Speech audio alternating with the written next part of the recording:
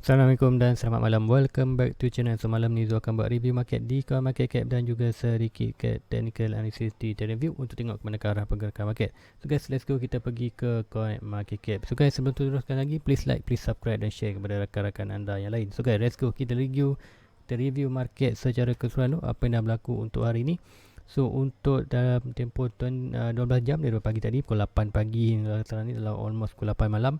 So dalam 12 jam tu kita tengok total market berada di 1.89, so almost 1.9, so berlaku pengurangan lah.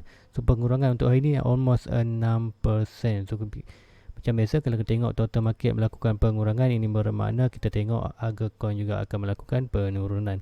So untuk volume ada terus melakukan peningkatan untuk tempoh 24 hours ni dalam 128 dolar, 124 bilion dolar dalam kata penambahan tak banyak pun dalam 0.4%, hampir half percent saja. Kemudian Bitcoin dominant. Tengok Bitcoin dominant meningkat daripada 43 daripada 43 ke 44, kemudian Ethereum 18.6, so masih still berkurangan.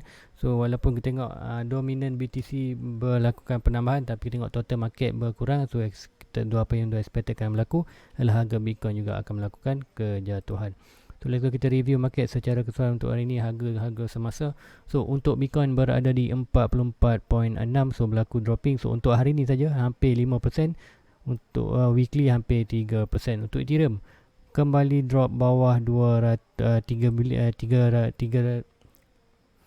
3K. Tengok untuk hari ni 8%. Sebab apa? Untuk Ethereum maknanya Ethereum dah break pun trend line. So bila trend line tu expected akan jatuh di next support nomor dalam 2.7K lah. Nanti kita tengok di chart. So let's go kali untuk Binance pun drop bawah 300. So tengok Cardano drop balik dalam drop $2. So XRP pun dalam $1. Dogecoin balik kos saham bawah 30 sen. Tu tengok apa yang berlaku ni. Macam juga kita probably akan tengok ada untuk pagi, macam pagi tadi juga be prepare. Sebab apa? Memang kita ada dah kata tanda-tanda untuk retestment. So sekiranya retestment tu berlaku, tak ada masalah. Itu retestment sihat untuk next bound yang lebih kuat. So guys, let's go, kita pergi ke chart untuk tengok lebih detail secara keseluruhan. So yang pertama kali kita pergi ke total market. So macam nak total market hari ni dah pun jatuh ke kuasaan trend line. So kena apa yang berlaku, Zul expected mungkin kita akan breakout. Zul expected adakah dia akan bound di sini ataupun breakout ke bawah. So Zul more expected dia akan breakout. So sekiranya naik ke atas, very good. Sebab apa? Kita akan nampak regain balik dalam market, dalam coin, harga coin. Tapi sekiranya total market break ini, kita Zul expected price tu akan jatuh rumah 1.6 ataupun 1.45. So yang paling bawah lah dalam 1.45 tidak lah. So sekiranya berlaku, kita akan tengok juga harga coin semasa akan juga dropping. So untuk total market, kita tengok price sedang bermain bawah minor support ni. Bawah minor support dah menjadi resistance. Tu tengok macam mana dia break, kemudian test line, dan untuk break balik ke atas tak mampu. So price dah menuju ke bawah. So tengoklah untuk hari ni, sekiranya price to break ini, kita akan expect price tu akan jatuh ke bawah. At least next support yang perlu kita untuk total market bertahan adalah di kawasan 1.8. So kawasan inilah dalam 1.8 trilion. Dan sekiranya break lagi bawah ni, kita expect price tu akan jatuh di Fibonacci retracement 165. So do expected more, sekiranya break ini kita expect price tu akan jatuh ke 1.65 lah. Do expected maybe hanya jatuh dalam 1.65, tapi be ready boleh juga 1 sampai 1.45. So apa expected lah, mungkin akan jatuh di kawasan 1.65 saja. So tengoklah macam mana market, adakah jatuh atau tidak, kita hanya dapat monitor. So kalau jatuh, jangan terkejut, jangan buat sell pula dalam apa-apa coin tu, jangan risau. Sebab ini anggota retestment yang sihat. Apa-apa kita dah melakukan kenaikan yang drastik. So price perlu buat retestment untuk melakukan next another bull run yang lebih kuat. Sebab apa? Kita tengok di kawasan resistance dah price total market tak mampu untuk meningkat break major resistance tu. Kita perlu cooling down untuk buat another momentum untuk break resistance. So itu untuk total market. So kita pergi ke Bitcoin USD. So tengok apa yang dah berlaku. So untuk Bitcoin tadi, macam cakap untuk pagi tadi, kita ada falling wedge ni, rising wedge. So pattern dah sampai sini. So pattern kalau ikutkan yang selalu tu ambil daripada ni, dah sampai So sekarang kita tengok next target lah, selalu ambil macam ni. Kalau ikut buku ambil macam ni, so break bawah pada ni. So ikutkan sini, maknanya Zul ada monitor dia tadi, dia ada tengok daripada petang tadi, maknanya dia daripada 1 jam 30 minit. So dia nampak di 30 minit, di 30 minit pattern ini kata pattern bearish lah, aku tengok. Okay, macam tadi pagi tadi Zul ada masuk long kat sini, kemudian dah profit kat sini, dan dia move tu punya stop loss di dalam profit dan kembali sentuh sini, kemudian dia punya trade tu close lah. So now Zul dalam position short. Sebab apa Zul masuk di, Zul cuba untuk dapat, sebab apa, bila Zul nampak pattern ni, pattern bearish ni ada rising wedge untuk break ke bawah. So Zul try cuba ambil di 450 tapi tak dapat. So next sampai confirmation 30 minit close ini, Zul masuk position lah, position dapat dikatakan 45 100. So now dalam profit, tapi stop loss tu masih lagi nanti. Zul tunggu lagi sekiranya price tu break bawah ni, barulah Zul akan letak tu punya stop loss dalam profit. So untuk right ni short ni tak jauh, at least kalau nak tunggu untuk dropping ni, untuk 4 hours ni, Zul expected probably dia akan jatuh hanya dalam kawasan 42 lah, dalam 40. Sebab apa, kita ingat major resistance, kita ingat kita ada major resistance kat sini, iaitu dalam 46.5 ni. Kemudian kita tengok break ni dah gagal untuk break kat atas, kita price dah bermain bawah major. So next support adalah pertama trendline. So trendline pun dah nampak untuk 4 hours, maknanya kalau bukakan ni pukul tu dalam 4 minit lagi senyap close bawah ni, kita akan confirmation untuk price tu jatuh bawah. So adakah jatuh tak pasti, tapi Zul expected more akan jatuh ke bawah. Untuk at least jatuh first support minor, kita akan tengok 44. Sekiranya 44 ni berjaya menahan, kita boleh kembali balik ke dalam market. Tapi sekiranya dah gagal untuk bertahan, major support ada kawasan 42. So Zul more expected untuk Bitcoin jatuh around 42 ataupun di kawasan retracement ni, barulah melakukan kenaikan balik. So expected mungkin jangan terkejut, price mungkin akan jatuh lagi untuk so siapa untuk long term, untuk dollar cost average, anda boleh tunggu buy position di mana-mana dalam kawasan line ini, dan kawasan 42. Kalau ikutkan tu punya chart ni, dalam kawasan 42.3 lah. So boleh ready buy untuk long term punya, pegang siapa nak tambah aset lagi dalam Bitcoin. Dan sekiranya jatuh lagi bawah ni, next buy kita adalah di kawasan mana-mana, kawasan trendline ni, atau Zul more expected sekiranya kalau dia jatuh bawah ni dan tak boleh bounce ke atas, kita expected ada berlaku lagi pattern bearish, kemudian kita akan expected price tu jatuh dalam 38. So ni adalah very good position, dua sini dan sini. So sekiranya jatuh ini, anda boleh buy untuk dollar cost average untuk buy more Bitcoin. So sekiranya jatuh ni pun Zul mungkin juga akan ambil opportunity untuk buy sekilas. Sebab apa,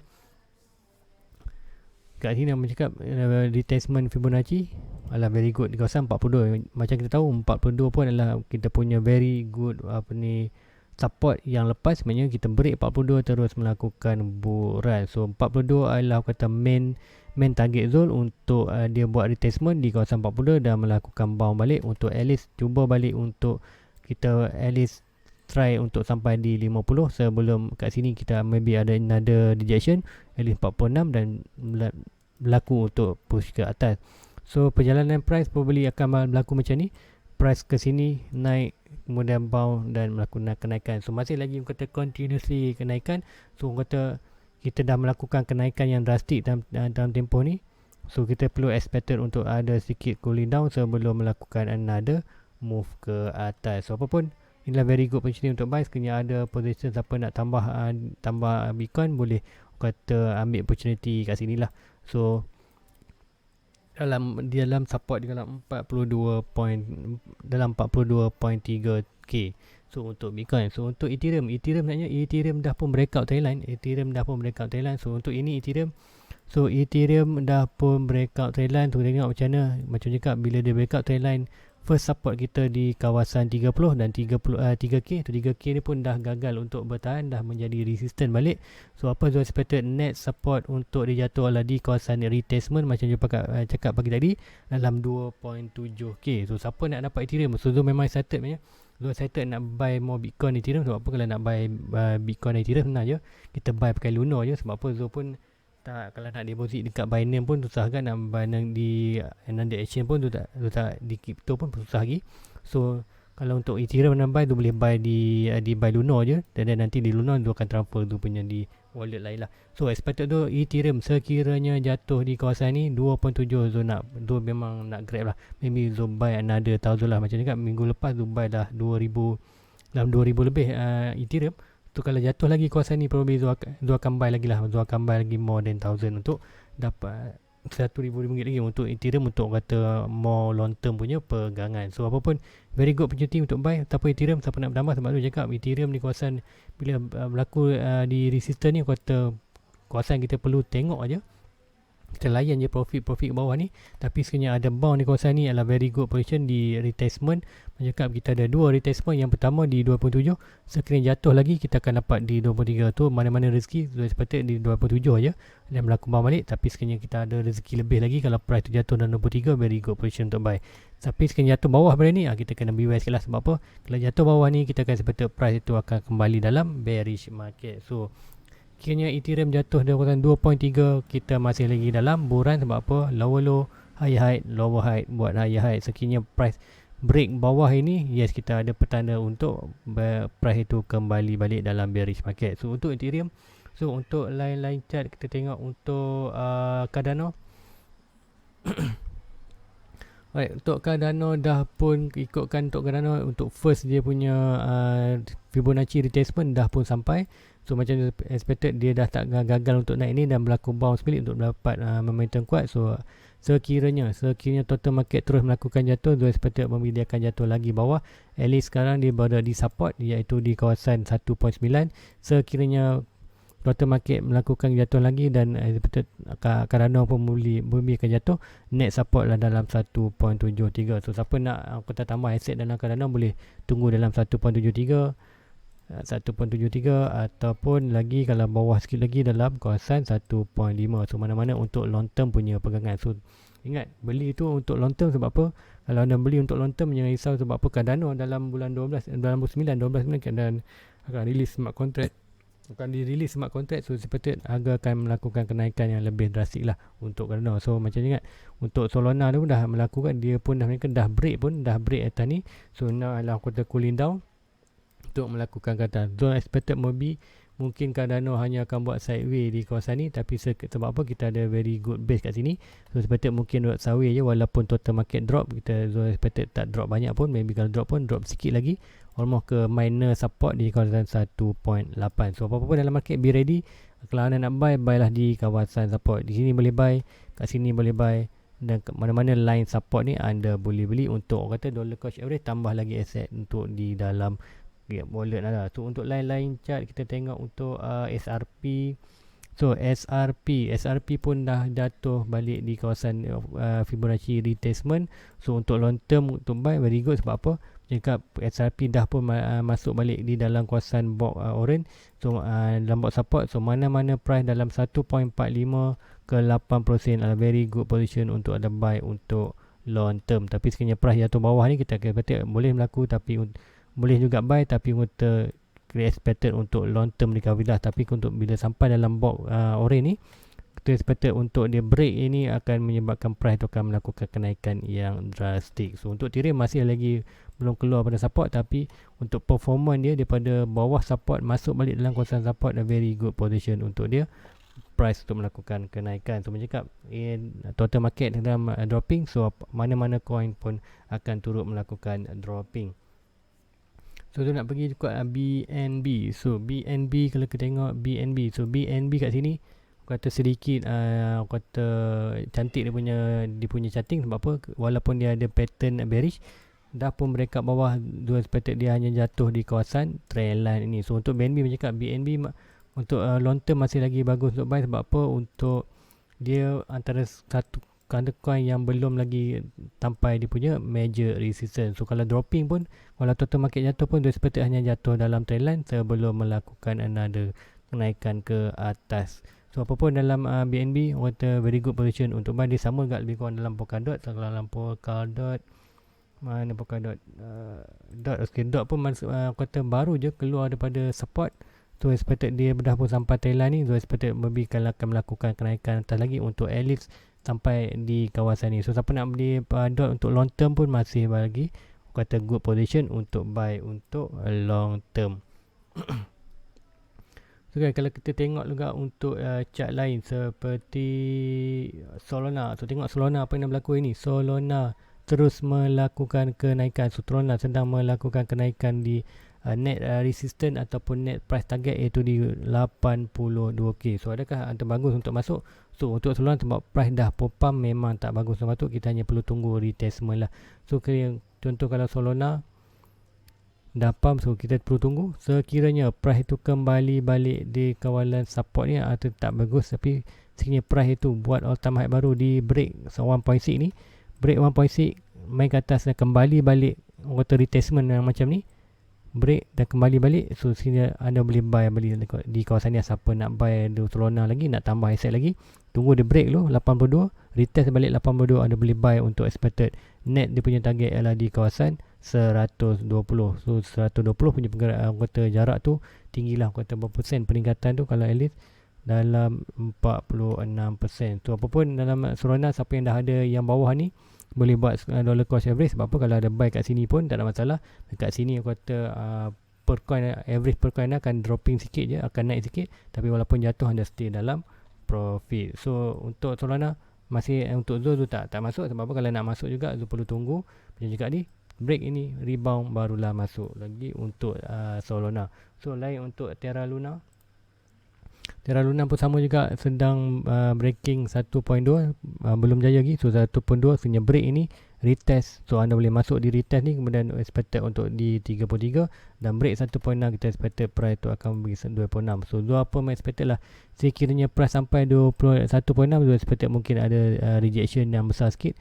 1.6 maybe jatuh 1.2 ataupun jatuh sini balik sebelum melakukan ke atas. Sama juga untuk di Solana ni, probably mungkin juga boleh berlaku untuk di Solana ni sampai di 1.6 dan kita akan ada rejection yang besar balik, at least sampai ke sini. So sekiranya ada rejection ni adalah very good position untuk buy. Mana-mana sekiranya price tu dari 1.6 drop balik ke all time high yang lepas, boleh kita buy lah untuk long term. Sama juga Luna ni, yang price itu sampai di 1.6 kemudian price drop balik ke all time high dia yang lama, $22 ni boleh buy untuk long term punya pegangan. So very good entry untuk kalau kita untuk buy untuk masa price tengah naik.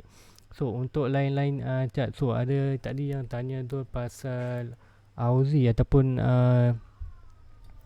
coin yang kata TikTok collaboration tu. So kalau tengok kat mana tadi, Riven terus audio.